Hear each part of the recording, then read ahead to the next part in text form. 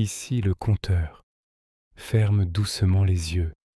Inspire profondément, puis relâche lentement l'air. Sens le poids de la journée s'échapper comme du sable qui glisse entre tes doigts.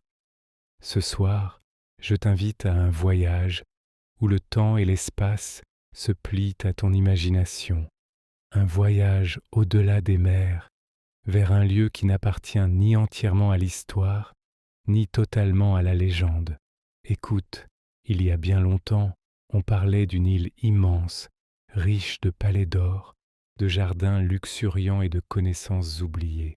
Une île si parfaite que certains la croyaient bénie des dieux eux-mêmes. Mais sa beauté, dit-on, n'a pas survécu à l'orgueil de ses habitants. Cette île, tu la connais peut-être déjà par son nom, l'Atlantide. Ce soir, tu vas la voir naître sous tes paupières closes. Tu vas sentir le vent salé sur ta peau, entendre le murmure des vagues contre ses quais et marcher dans ses rues baignées de lumière. Peu importe que son existence soit un mystère ou un mythe, ensemble nous allons plonger dans ses légendes, explorer sa grandeur, comprendre sa chute et peut-être entrevoir ce qu'il en reste encore, caché sous les profondeurs de l'océan. Alors laisse-toi guider, écoute les vagues, écoute mon histoire. On raconte que le nom d'Atlantide est né sous la plume d'un philosophe grec, un homme dont les mots ont traversé les siècles comme des éclats de lumière dans l'obscurité. Platon, au IVe siècle avant notre ère, est celui qui, le premier, a tracé les contours de cette cité perdue. Dans ses dialogues, le Timée et le Critias, il parle d'un royaume si vaste, si riche et si avancé, qu'il dominait de nombreuses îles et une grande partie du monde connu. Mais cette puissance, dit-il, finit par provoquer la colère des dieux. Et c'est ainsi qu'en un seul jour et une seule nuit, l'Atlantide fut engloutie sous les flots. Tu peux imaginer les scribes antiques penchés sur des rouleaux de papyrus, recopiant ces mots comme s'ils contenaient la clé d'un secret millénaire. Mais ce qu'il faut savoir, c'est que Platon ne présentait pas son récit comme un conte. Il affirmait tenir cette histoire de son ancêtre Solon, un sage athénien qui, lors d'un voyage en Égypte, aurait entendu des prêtres raconter l'existence de cette île fabuleuse, une île située au-delà des colonnes d'Hercule, là où s'ouvre l'océan infini. Ferme les yeux encore un instant et imagine cet Athénien écoutant dans une salle baignée de l'odeur de l'encens, alors que la lumière chaude du soleil se glisse par les hautes colonnes de pierre.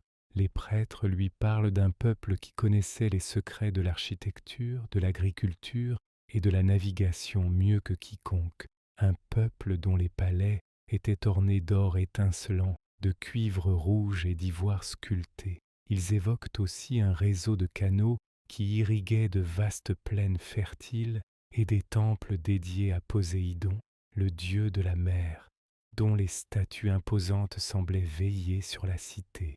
Mais au-delà de cette image d'harmonie et de prospérité, il y avait une mise en garde. L'orgueil et l'avidité auraient corrompu les cœurs, détournant les Atlantes des valeurs qui avaient fait leur grandeur.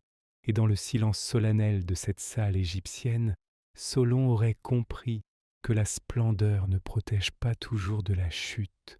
Ce récit, Solon le ramena en Grèce, mais il ne l'acheva jamais. Ce fut Platon qui bien plus tard en fit le récit complet, en lui donnant une profondeur philosophique.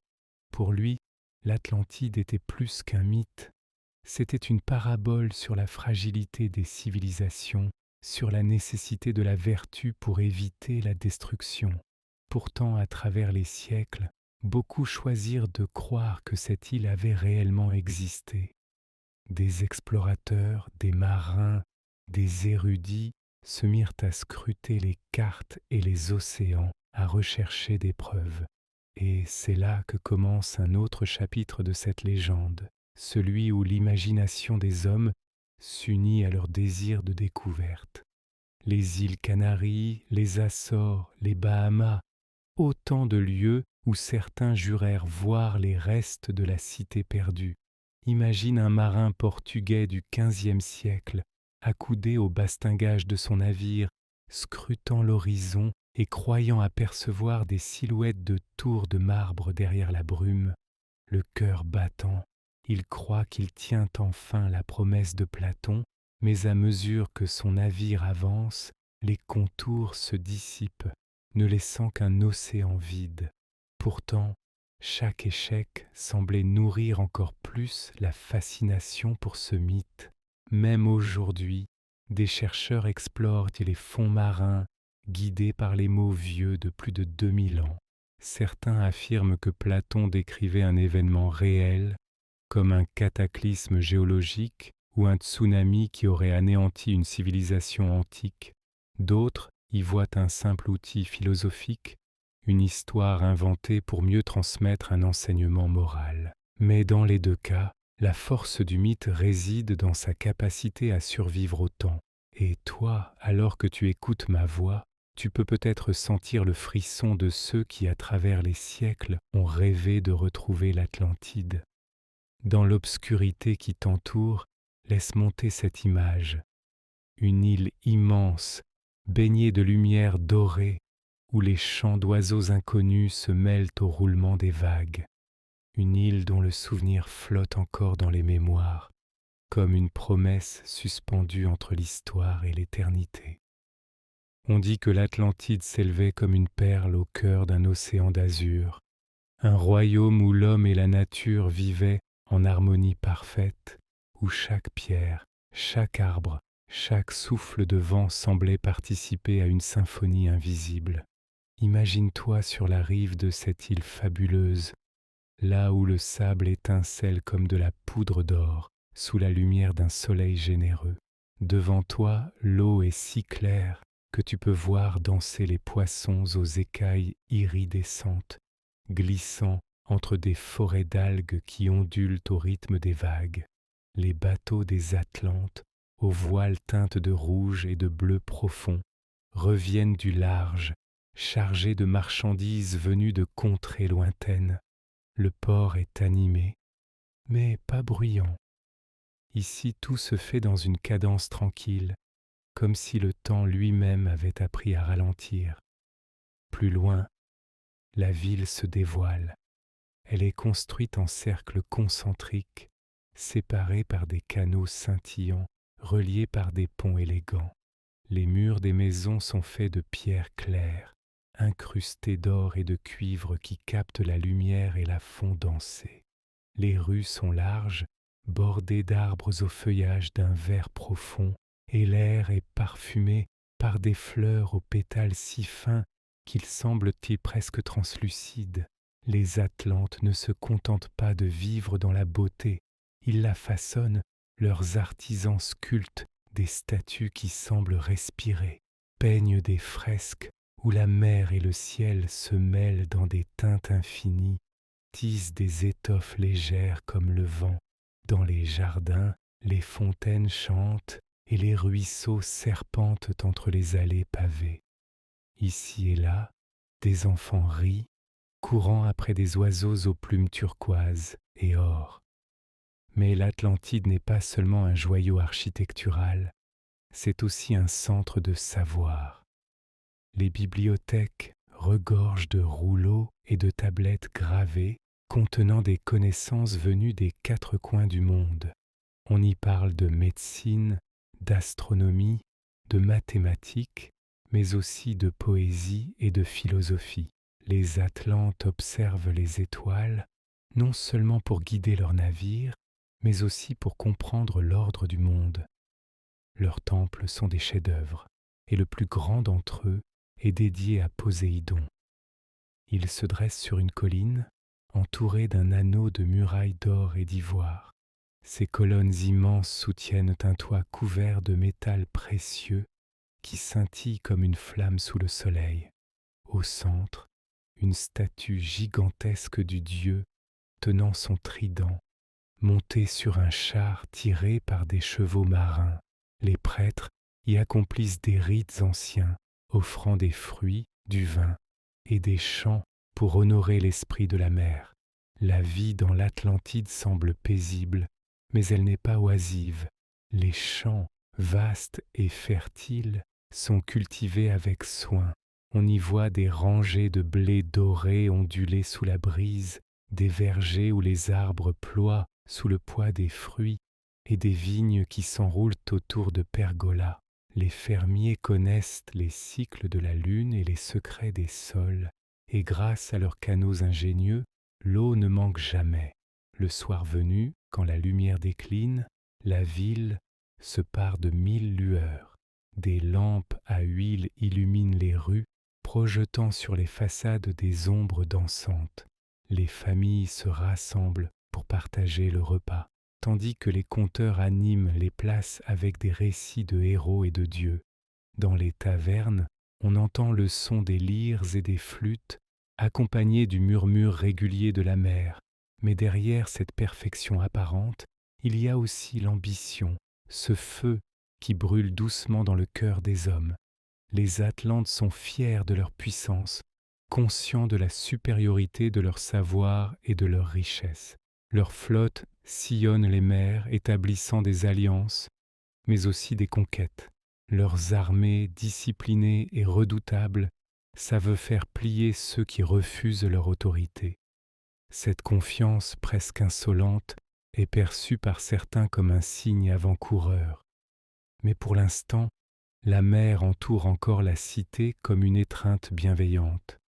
Et toi, en fermant les yeux, tu peux te promener dans ces rues, sentir la chaleur du soleil sur ta peau, entendre le clapotis de l'eau contre les quais et t'imaginer vivre dans ce monde où tout semble à sa place, suspendu dans un équilibre fragile. Un équilibre qui, tu le sais déjà, ne durera pas éternellement. Au fil des saisons, la splendeur de l'Atlantide grandissait encore, comme si ses pierres, ses champs et ses palais s'enrichissaient de la gloire de ses habitants. Mais avec la prospérité vient souvent une ombre, subtile d'abord, puis plus dense, l'orgueil, ce sentiment qui s'installe doucement dans le cœur, commençait à prendre racine chez les Atlantes. Jadis, leur sagesse égalait leur puissance, mais peu à peu, la balance se déséquilibra. Les anciens récits rapportent qu'au début, l'Atlantide était gouvernée par des rois qui se soumettaient aux lois gravées sur des plaques d'or dans le grand temple de Poséidon. Ces lois, claires et sacrées, rappelaient à chacun que la richesse et la force ne valaient rien sans justice et humilité. Mais, avec le temps, les rois eux-mêmes commencèrent à se voir comme des êtres au-dessus des dieux, croyant que leur pouvoir était le fruit de leur seule intelligence et non un don à préserver. Les fêtes devinrent plus somptueuses, les banquets plus longs, les palais plus fastueux. Les Atlantes construisaient désormais pour impressionner et non plus seulement pour vivre. Les pierres précieuses ornaient non seulement les temples, mais aussi les vêtements, les navires et même les outils quotidiens. L'or, jadis réservé aux offrandes sacrées, se retrouvait incrusté dans les coupes où l'on buvait le vin. Dans les rues, les rires étaient plus forts, mais derrière les sourires, l'envie et la rivalité grandissaient. Les familles nobles rivalisaient de faste, cherchant à surpasser leurs voisins par la taille de leurs jardins, la hauteur de leurs colonnes ou la rareté de leurs étoffes. Les artistes, autrefois libres de créer par passion, recevaient désormais des commandes précises, dictées par le goût du paraître. La mer elle-même semblait refléter cette arrogance nouvelle. Les navires atlantes, autrefois symboles de commerce et de paix, arboraient désormais des proues sculptées de têtes de lions ou de créatures marines aux crocs menaçants. Ils naviguaient armés, prêts à imposer leurs lois aux terres qu'ils touchaient. Les ports lointains voyaient arriver ces flottes avec un mélange de fascination et de crainte, car derrière le commerce venait parfois la conquête. Certains rois atlantes se prenaient à rêver d'un empire sans limite où l'océan ne serait plus une frontière mais un chemin vers une domination totale. Mais ce désir de puissance s'accompagnait d'un autre changement, moins visible mais plus dangereux, l'oubli progressif des anciens serments envers les dieux. Les sacrifices se faisaient plus rares, les prières plus rapides, comme des formalités. Les temples, bien que toujours resplendissants, perdaient leur rôle de centre spirituel pour devenir surtout des lieux de prestige. On raconte qu'un jour, lors d'une grande assemblée, un roi osa dire que le destin de l'Atlantide ne dépendait plus des caprices divins, mais de la seule volonté humaine. Ces paroles furent applaudies, mais dans l'ombre certains murmurèrent que les dieux n'oublient jamais un affront, et dans les cieux peut-être les vents et les vagues commencèrent à se souvenir. Pourtant, pour l'instant, rien ne semblait troubler l'ordre établi.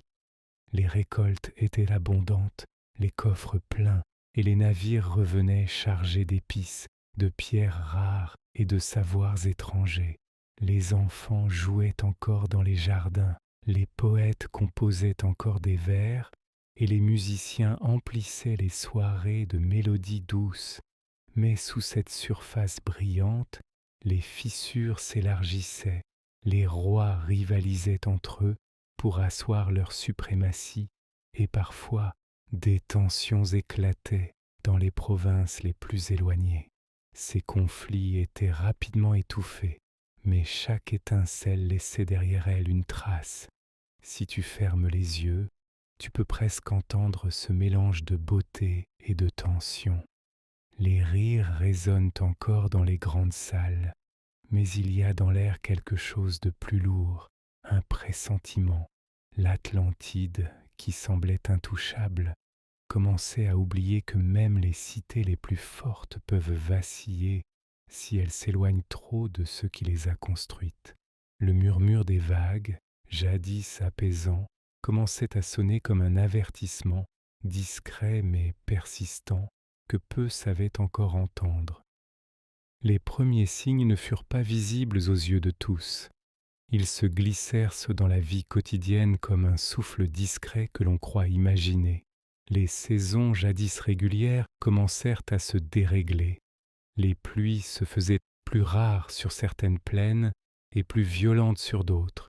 Les récoltes, toujours généreuses, montraient parfois des zones de terre craquelées, comme si la terre elle-même se fatiguait de nourrir ceux qui ne l'honoraient plus. Dans les ports, les marins racontaient que la mer avait changé. Certains disaient que les courants étaient plus capricieux, que les vents tournaient sans prévenir et que des bancs entiers de poissons semblaient disparaître des eaux où ils étaient abondants depuis des générations. On murmurait que Poséidon, le dieu qui avait jadis offert l'île à leurs ancêtres, détournait peu à peu son regard. Mais la plupart riaient de ces histoires, préférant lever leur coupe d'or plutôt que d'écouter les avertissements. Les tensions politiques, elles aussi, grandissaient. Les provinces éloignées, autrefois loyales, commençaient à remettre en question l'autorité des rois du centre. Des disputes éclataient sur les tributs à payer, sur le partage des ressources, sur les routes maritimes à contrôler. Certains capitaines de flotte agissaient pour leur propre compte, cherchant la gloire personnelle plutôt que le bien du royaume. Les querelles restaient encore contenues, mais elles rongeaient l'unité comme un feu couvant sous la cendre. Dans la grande ville, le faste atteignait des sommets. Les palais se multipliaient, les banquets se faisaient plus fréquents et plus extravagants. On voyait des mets venus des terres les plus lointaines, fruits gorgés de soleil transportés sur des centaines de lieues, viande parfumée d'épices rares, vin plus vieux que certains convives. Mais dans les ruelles, à l'ombre des colonnes, des voix s'élevaient, celles des artisans qui peinaient à vivre de leur travail, des pêcheurs qui revenaient avec des filets à moitié vides. Le fossé se creusait lentement entre ceux qui possédaient tout et ceux qui vivaient au jour le jour. Et puis vinrent les présages plus inquiétants. Une nuit, la terre trembla sous les pieds des Atlantes. Ce n'était pas la première fois. Mais cette secousse-là fut longue et profonde, assez pour faire tomber des pierres des façades, assez pour faire grincer les colonnes des temples. Dans le silence qui suivit, les prêtres murmurèrent qu'il s'agissait d'un signe, mais leurs voix furent vite étouffées par le tumulte des marchés et des fêtes. Peu après, un navire revint du large, avec une étrange histoire. Ces marins racontaient avoir vu, loin à l'ouest, une île disparaître sous les flots en quelques heures, engloutie par une mer furieuse. Les vagues avaient déferlé comme des murs liquides, et la terre s'était brisée avant de s'enfoncer dans l'océan. Certains rirent encore, y voyant un conte destiné à effrayer les enfants. Mais d'autres, plus attentifs, se souvinrent que Platon lui-même parlait d'une fin soudaine pour toute cité trop orgueilleuse. Les temples, bien que toujours riches en offrandes matérielles, semblaient vides d'âme. Les prêtres accomplissaient les rituels, mais sans la ferveur d'antan. On récitait les prières par habitude, sans y mettre le cœur. Même les statues des dieux semblaient ternir, comme si le sel de la mer et la poussière du temps se mêlaient pour effacer lentement leurs traits. Et toujours, la mer grondait un peu plus, les tempêtes, plus fréquentes, frappaient parfois les côtes sans prévenir, arrachant des embarcations, brisant des jetées. La nuit, certains habitants juraient entendre des sons étranges portés par le vent, des murmures profonds, presque comme des voix venues des profondeurs. Ceux qui les avaient entendus préféraient ne pas en parler, comme si nommer la peur la rendait plus réelle. Si tu fermes les yeux, tu peux presque voir la ville à ce moment précis, encore belle, encore prospère, mais déjà fissurée. Les Atlantes, pris dans le tourbillon de leurs richesses et de leurs ambitions, ne voyaient pas que le sol se dérobait lentement sous leurs pieds, et dans les profondeurs de l'océan, quelque chose, peut-être, s'éveillait. La nuit où tout commença, la mer semblait étrange, comme figée dans un souffle retenu. Les vagues, habituellement rythmées et vivantes, se mouvaient à peine, glissant sous la lumière argentée d'une lune pleine et éclatante. Les étoiles brillaient d'une clarté inhabituelle, et même le vent s'était tu, comme si le monde retenait sa respiration. La cité de l'Atlantide, parée de ses joyaux, resplendissait encore dans la douceur nocturne. Les canaux reflétaient les lumières des maisons et des palais, créant un réseau de miroirs liquides qui semblait infini. Dans les salles richement décorées, les rires couvraient le tintement des coupes, les parfums d'épices et de fleurs se mêlaient dans l'air, et la musique des lyres accompagnait les conversations. Personne, ou presque, ne percevait la menace qui se rapprochait. Pourtant, dans les temples, certains prêtres avaient les yeux tournés vers l'horizon. Ils savaient que depuis longtemps, les signes s'accumulaient, les vents contraires, les tremblements de terre, les marées inhabituelles. Tout indiquait que les dieux observaient et que leur patience touchait à sa fin. La première secousse passa comme un frisson sous la terre, à peine assez forte pour faire vibrer les coupes et trembler les flammes des lampes. Certains rirent, pensant à une simple manifestation capricieuse de la nature, mais la deuxième secousse fut plus forte. Les murs grincèrent, les colonnes vibrèrent, et dans les écuries, les chevaux commencèrent à hennir avec nervosité. Les chiens, eux, aboyaient vers la mer. Alors, à l'horizon, apparut une ligne sombre. Elle était fine au début, presque imperceptible, puis s'éleva peu à peu jusqu'à former un mur liquide qui avançait avec lenteur et régularité. Sur les quais, les marins qui n'étaient pas encore rentrés poussèrent des cris d'alerte. Mais le grondement qui montait du large couvrait presque leur voix. C'était un son grave, continu, qui semblait venir des entrailles du monde. Les vagues commencèrent à se lever. hautes, lourdes, irrésistibles. Elles frappèrent d'abord les digues extérieures, projetant dans les airs des gerbes d'écume et d'eau salée qui retombaient en pluie glaciale sur les spectateurs stupéfaits. Les premières maisons proches du rivage furent touchées. L'eau s'engouffra dans les rues basses, soulevant des barques, arrachant des étals de marché, brisant les portes. Dans les grands palais, les banquets s'interrompirent, les musiciens baissèrent leurs instruments, les convives se levèrent précipitamment et un murmure inquiet remplaça le brouhaha joyeux. Puis, comme si les cieux s'étaient ouverts, les éclairs commencèrent à déchirer le ciel.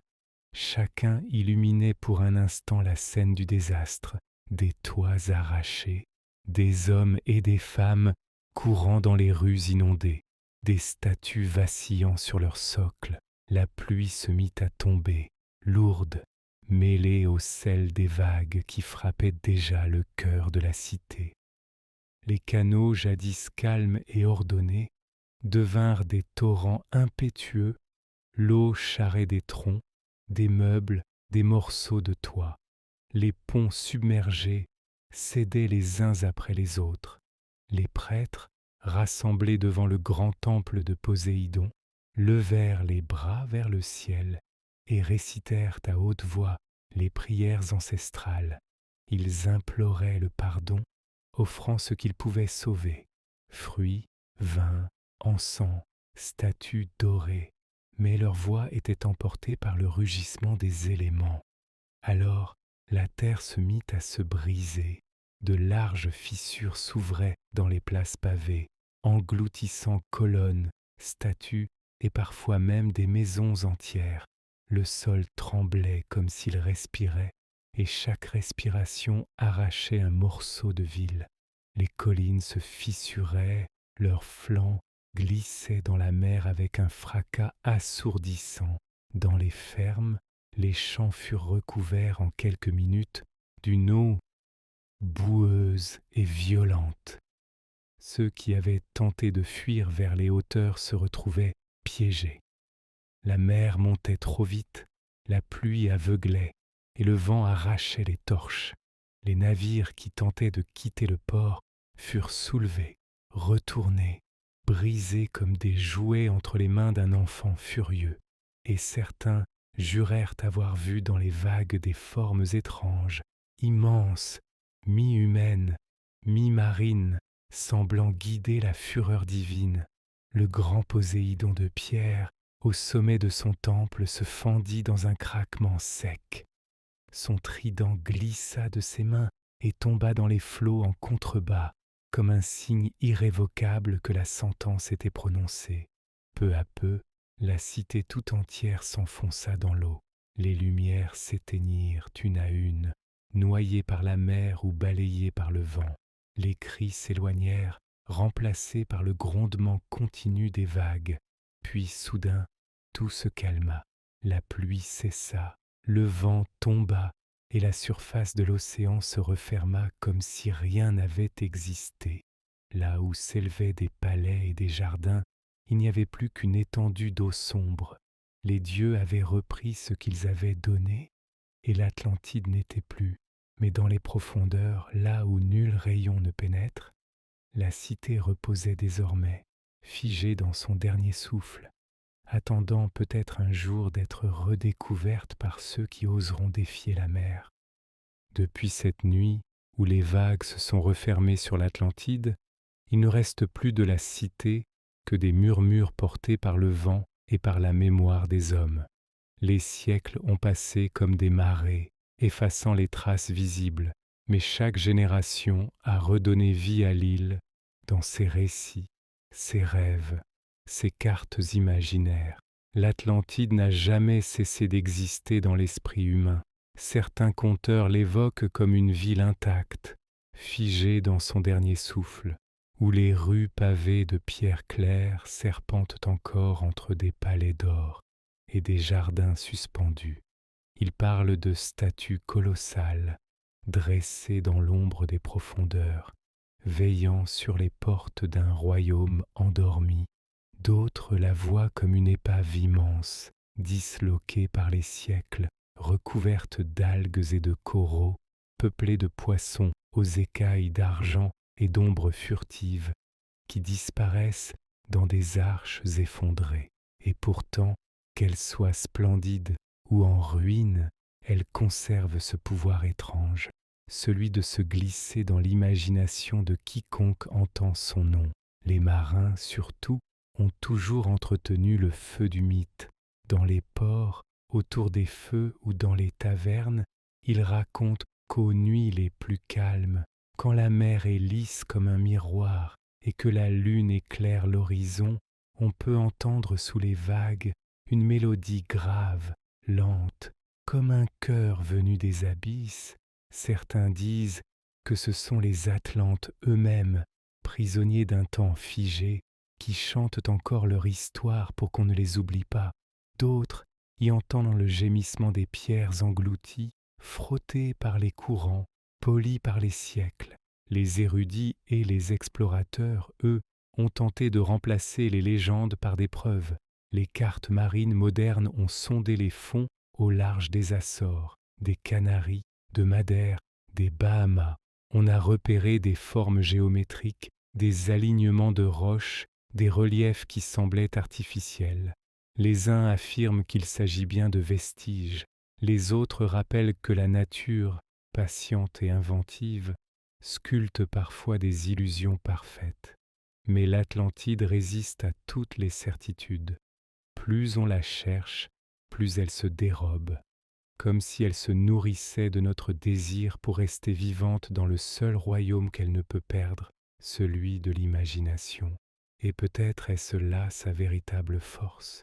Une cité réelle aurait des limites, des murs, des frontières. La cité engloutie, elle, n'en a pas. Elle peut être immense ou minuscule, dorée ou de pierre sombre, intacte ou en ruine, selon celui qui la rêve. Elle peut changer de forme à chaque récit, renaître à chaque voix. Et tant qu'un seul être sur cette terre se laissera bercer par l'idée qu'elle existe quelque part, elle ne disparaîtra jamais vraiment. Imagine que tu descendes toi-même dans les profondeurs, porté par un navire silencieux ou un submersible glissant dans l'obscurité. La lumière s'éteint peu à peu, remplacée par une nuit liquide. Puis, dans le faisceau des projecteurs, apparaissent des marches couvertes de coraux, des colonnes couchées, des mosaïques ternies mais encore lisibles. Peut-être même distingues-tu un visage sculpté dans la pierre, les traits adoucis par le sel et le sable. Ton cœur bat plus fort, car tu sais que chaque détail, chaque ombre est un fragment d'histoire. Mais l'Atlantide, fidèle à elle-même, ne se laisse jamais saisir tout à fait. Elle offre un aperçu, puis disparaît dans le voile sombre des abysses, et tu remontes, le regard rempli d'images, mais les mains vides. Peut-être que les dieux l'ont protégée ainsi pour qu'elle reste un avertissement, un miroir tendu à toutes les civilisations qui croient pouvoir défier la mer et le temps. Ou peut-être tout simplement, l'Atlantide est-elle un rêve offert aux hommes pour qu'ils n'oublient jamais que l'imagination peut bâtir des mondes plus vastes que la réalité. Alors ce soir, garde en toi cette vision, une île entourée d'une mer calme, ses quais de pierre baignés de soleil, ses enfants courant dans ruelles parfumées, ses jardins suspendus bruissant d'oiseaux aux plumes impossibles. Respire l'air marin mêlé au parfum des fleurs. Écoute les vagues qui caressent les murs, comme si elles chantaient encore pour ceux qui savent entendre. Et sache que, quelque part, dans un recoin oublié du monde ou simplement dans les profondeurs de ton rêve, l'Atlantide attend, intacte, patiente, prête à t'accueillir à nouveau. Si cette histoire vous a plu, pensez à liker, à vous abonner et à activer la cloche pour ne pas rater les prochaines. C'était le Conteur. À bientôt pour de nouvelles histoires.